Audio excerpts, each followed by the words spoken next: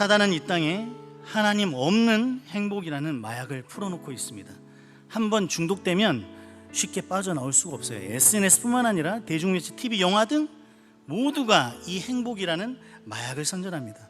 돈이 많은 사람들은 그 약에 취해 행복한 모습들을 사진과 영상으로 자랑합니다. 신실한 크리스찬들이라 할지라도 이 약에 취한 세상 속에 살아가다 보면 박탈감을 느낄 수밖에 없습니다. 이 모든 시도들이 악해지는 이유는 하나님 없이 스스로 행복해지려는 시도가 될 때가 많기 때문입니다. 에덴 동산에서 하나님이 공급해 주시는 모든 것을 마다하고 자신이 하나님이 되려고 했던 인간의 그 불순종이 바로 하나님 없이 스스로 행복해지려는 모습으로 여전히 우리의 삶 가운데 나타나고 있는 것입니다. 우리에게 베풀어 주신 가장 큰 은혜 중에 하나는 바로 이 불확실성입니다. 우리를 그토록 괴롭히는, 우리를 그토록 피곤하게 만들고 지치게 만드는 이 불확실성이 성경을 통해서 발견할 수 있는 하나님의 큰 은혜 중에 하나라는 거예요. 불확실성, 그것은 하나님을 의지하는 법을 배우게 하는 최고의 교과서입니다. 불확실성, 그것은 기도하는 법을 가르쳐주는 최고의 교사입니다. 여기서 착각하면 안 돼요. 기도를 통해서 불확실성이 확실성으로 변한다는 말씀을 드리는 게 아닙니다. 여러분이 주님을 의지한다고 해서 이 불확실성이 확실성으로 달라지는 게 아니에요.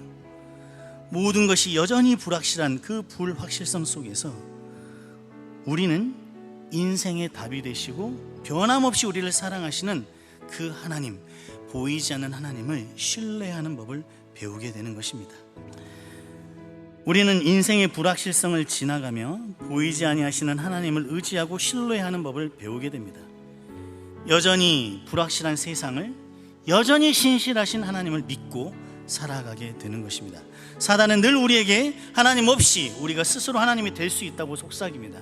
내 인생에서 판단해야 될 수많은 선과 악을 스스로 분별할 수 있다고 속삭이죠. 언제 도와주실지 모르는 하나님, 언제 응답하실지 모르는 하나님, 그런 하나님 기다리지 말고 스스로 네 인생을 개척하라고. 그들 모두 하나님이랑 상관없이 자신이 꿈꾸는 삶을 쫓으면서 최선을 다해서 살고 있다는 사실입니다.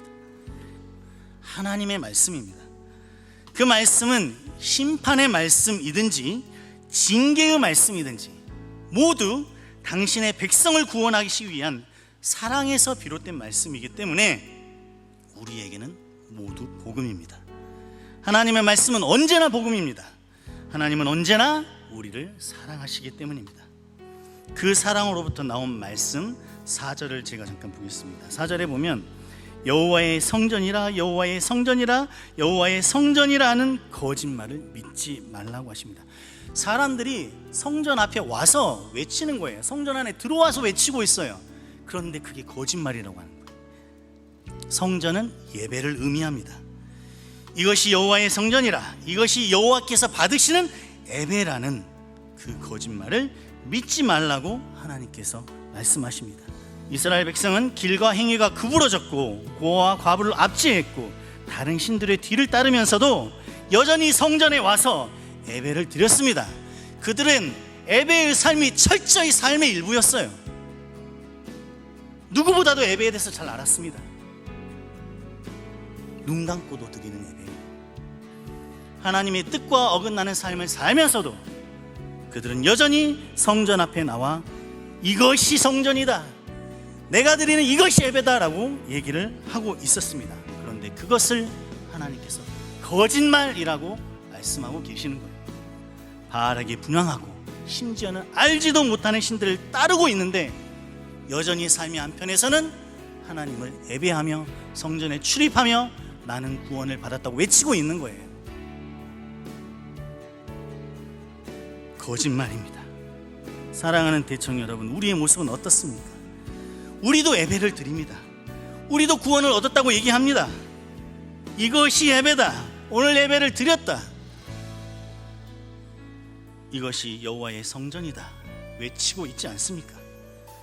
하나님보다 자기 자신을 사랑하며 하나님의 뜻보다 자기 자신의 뜻을 더 우선시하며 하나님께 인정받는 삶보다 세상의 기준에 합하려 하는 삶, 그것을 더 우선시하고 계시지는 않습니까? 그렇게 세상의 기준에 못 미칠까봐 조바심 나고 불안하고 염려가 되는 삶을 살고 있으면서도 여전히 성전을 떠나지 못하며 성전 안에 들어와 나는 구원을 받았다고 외치고 계시지는 않습니까? 하나님께서 거짓말이라고 말씀하십니다. 거짓말에 의존하고 있다고 하십니다.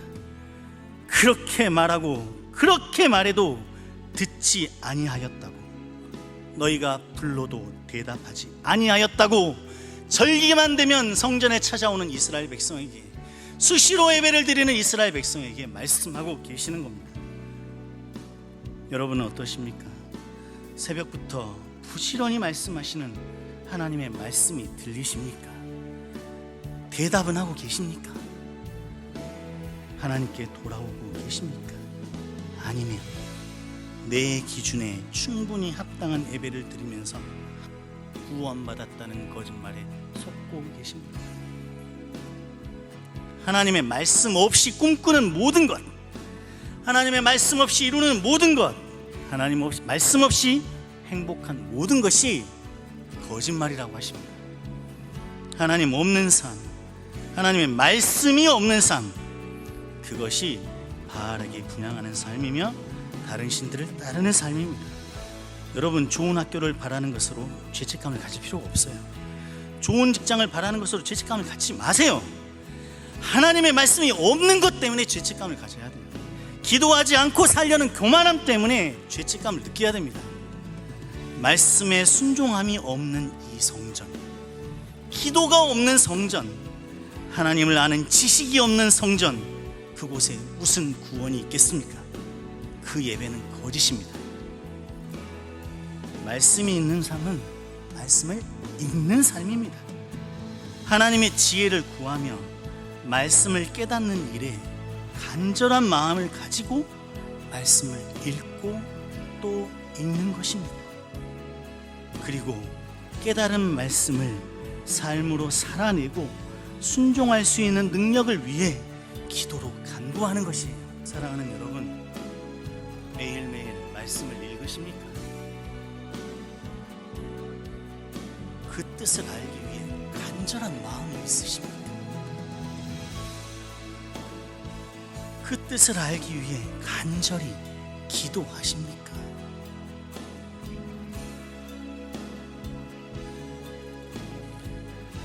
여러분, 하나님이 가장 힘들어하시는 이유는 하나님을 믿지 않고 하나님을 없다고 말하는 사람들 때문이 아니에요.